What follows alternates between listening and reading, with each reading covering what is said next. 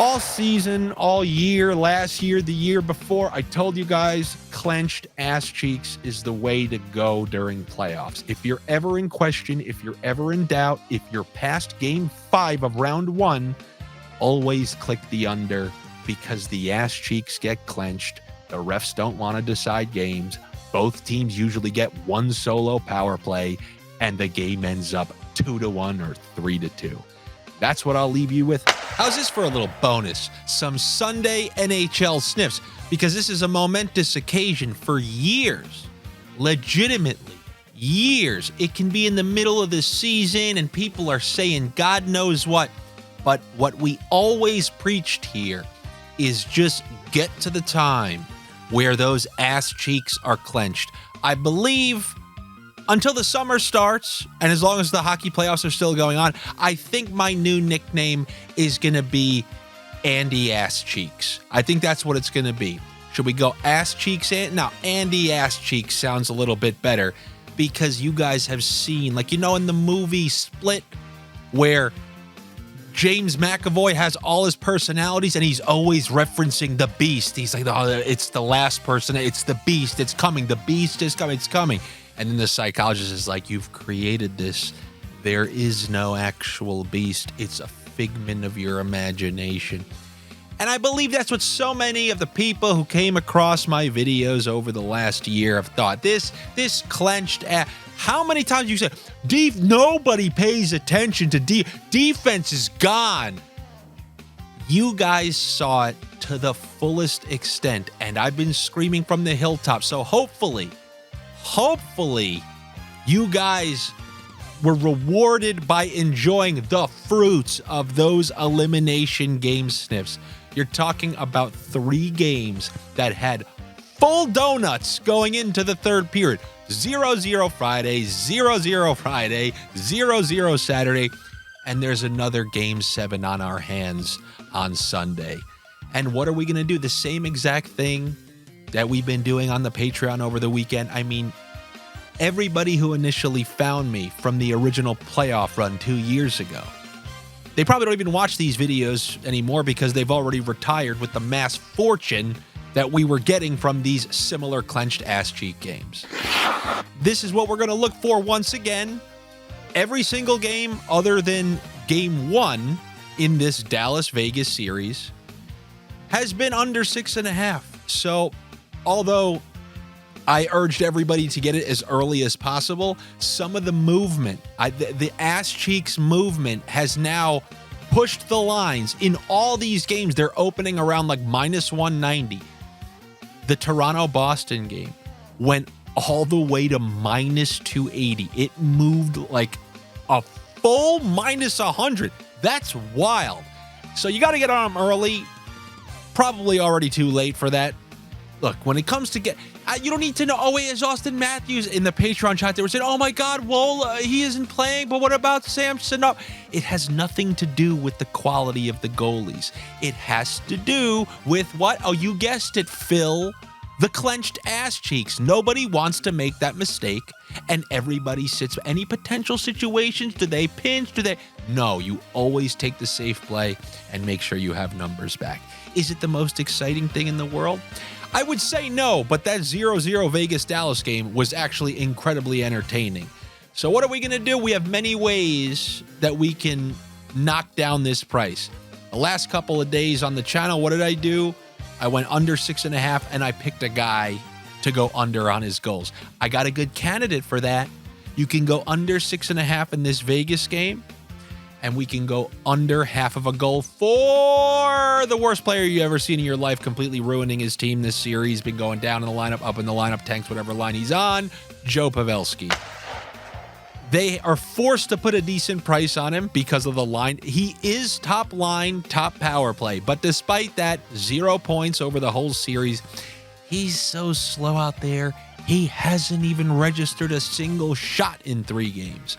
So I'll go under 6.5 there with the under half of a goal on Joel Pavelski. You guys know my goals, puck lines.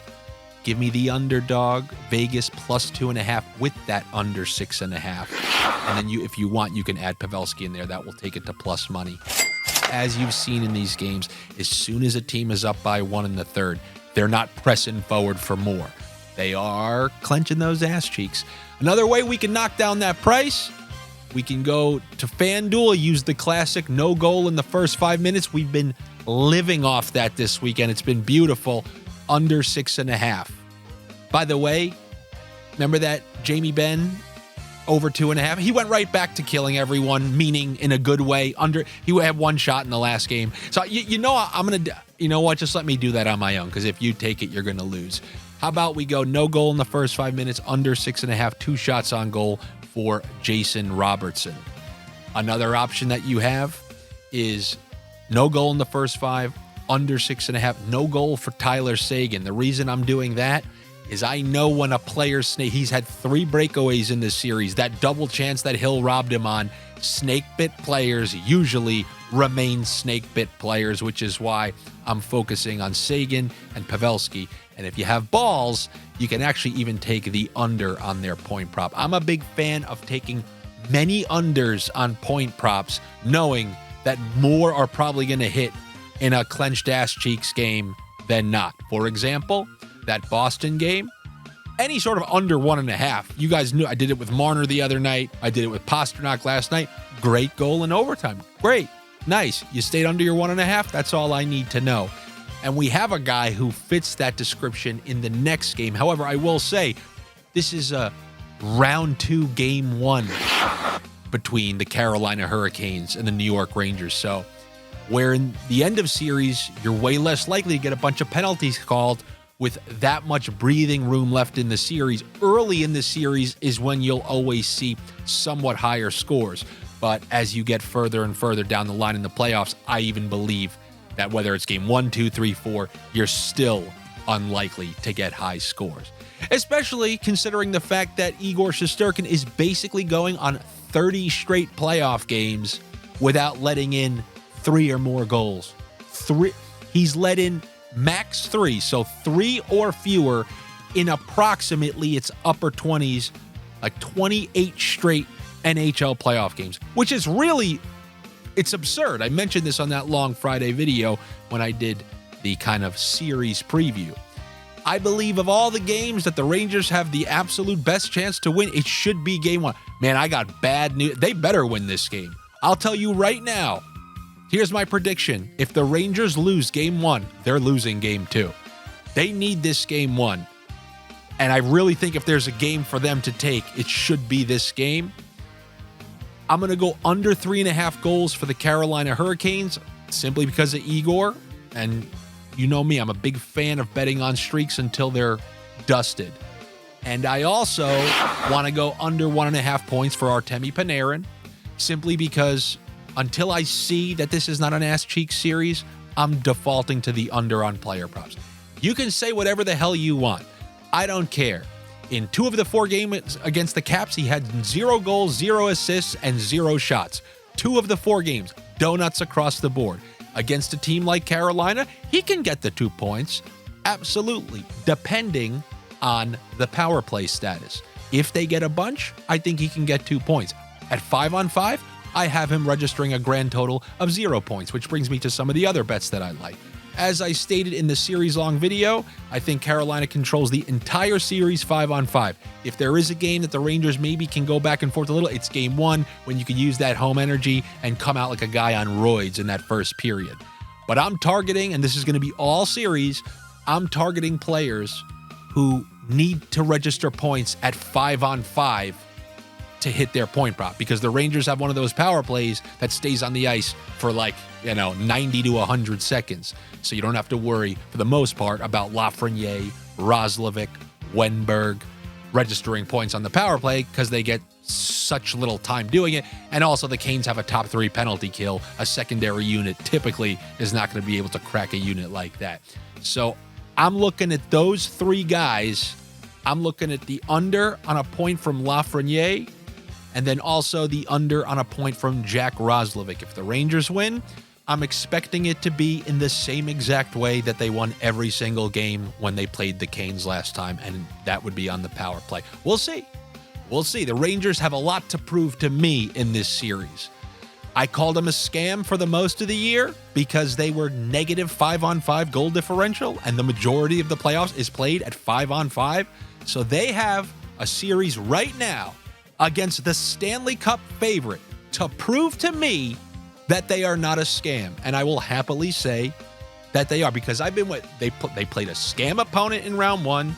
They used absurd amounts of power play goals to come back in all those games in the final third. Negative 5-on-5 goal differential. I want to see what they can do 5-on-5, especially games 3, 4, 5, once the series grows on. Anyone can come out in roids to the start when you've been sitting around waiting to play. But as you get later in the series and they're not calling as many penalties as you're seeing in all these other series, I want to know how they're going to look. But you guys know what I think is going to happen in this series. We will find out. Good luck to you. Better luck to me. Hey, I make you some extra videos, then why don't you do me a couple treat favors? How about you like and comment, engage, talk to your friends. Some of you people took your girlfriend's Gmail and subscribed, so very much appreciated. And as always, you can be a minority owner of my Patreon, or you can be a minority owner of my there's a person who hates when I say the Packers. Then name me a team where the fans are the GMs. You can be a minority owner in the same way that Packers fans are minority owners of the Green Bay Packers. You can be a minority owner of this Power Glove. As I always state, until I want to do my own thing, and then you're all a bunch of nothings, and you're like the guy who bought a star in the sky. The government claims it's yours. It's absolutely not yours. The aliens come, they're taking it from you right away. I'm out of here. Let's enjoy that Game 7. Clench those cheeks, and I'll see you on Monday. Andy Ass Cheeks is my new name.